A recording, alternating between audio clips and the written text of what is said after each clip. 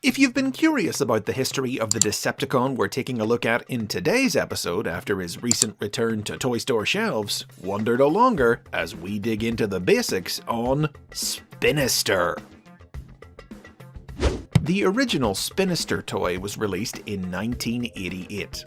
This Decepticon helicopter was characterized as an eerie, mysterious loner, a deadly warrior of few words who revealed little of himself to his comrades, so silent and stealthy that other Decepticons thought he had to be secretly equipped with a cloaking device.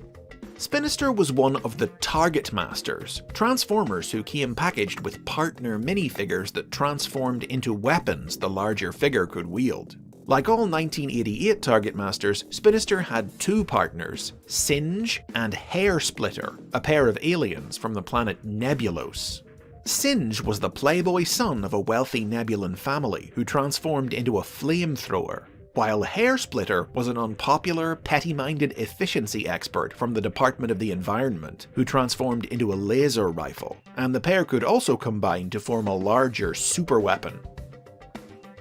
Spinister was introduced into the Transformers comic published in the United Kingdom by Marvel as a high-ranking member of the elite Decepticon combat unit, the Mayhem Attack Squad, responsible for selecting and training new squad members for a mission to eliminate the Decepticon traitors Carnivac and Catilla.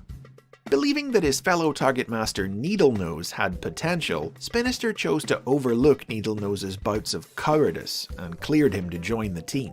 But after the Mayhems took out Catilla, Spinister came to regret his decision, as Needlenose's paranoid fear that Carnivac was coming for revenge infuriated the rest of the team. But Needlenose was right, Carnivac did come for the Mayhems, with Spinister being the last of them to fall.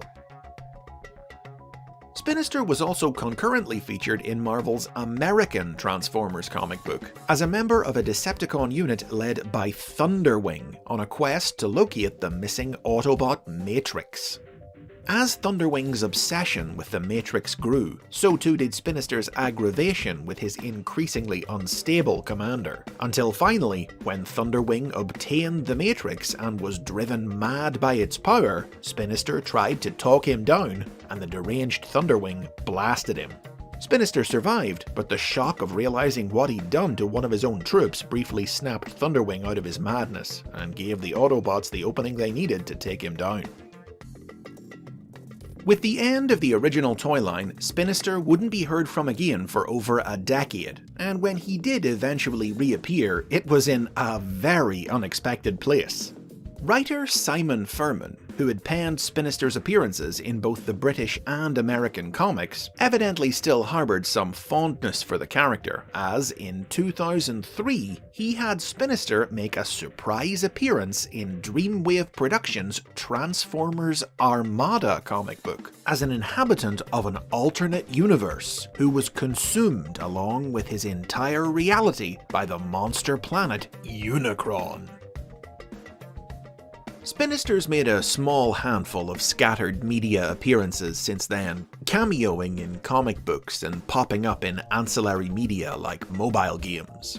But by far his most significant role has been in the world of IDW Publishing's comics. Now, IDW's Spinister was a very different character from the original. He was described as the stupidest person in the entire universe by his teammate Misfire. But despite his outward lack of intelligence, he was a savant when it came to surgery, able to perform intricate operations with ease.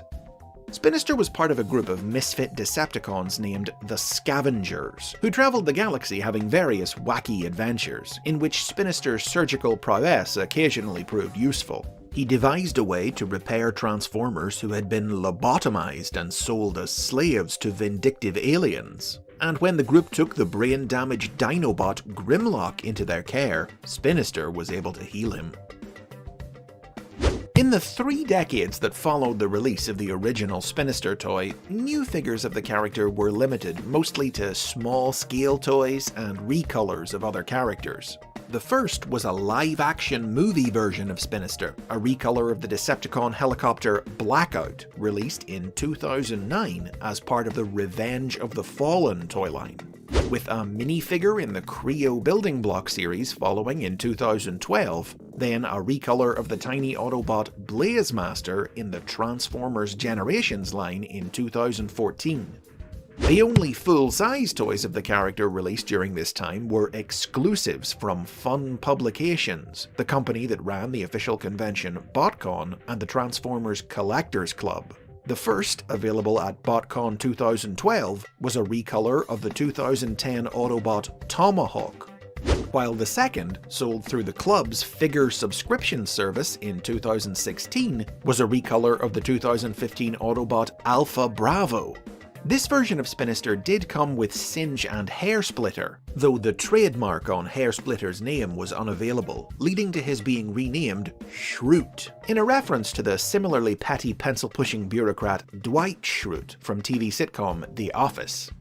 This Spinister could merge with his fellow Mayhem Attack Squad members released through the subscription service to form the combiner Thunder Mayhem. Eventually, in 2018, Hasbro ran a poll that gave fans the chance to vote for Spinister to get a truly brand new toy in the War for Cybertron Siege toy line. Sadly, he didn't win. But the new toy still got made anyway, a faithful update of his original figure which hit the shelves in 2019. Siege Spinister came only with ordinary guns, which could combine like his original Target Master partners. But non-combining Siege versions of both Singe and Schrute were also available to buy separate from Spinister, allowing the trio to be reunited once more.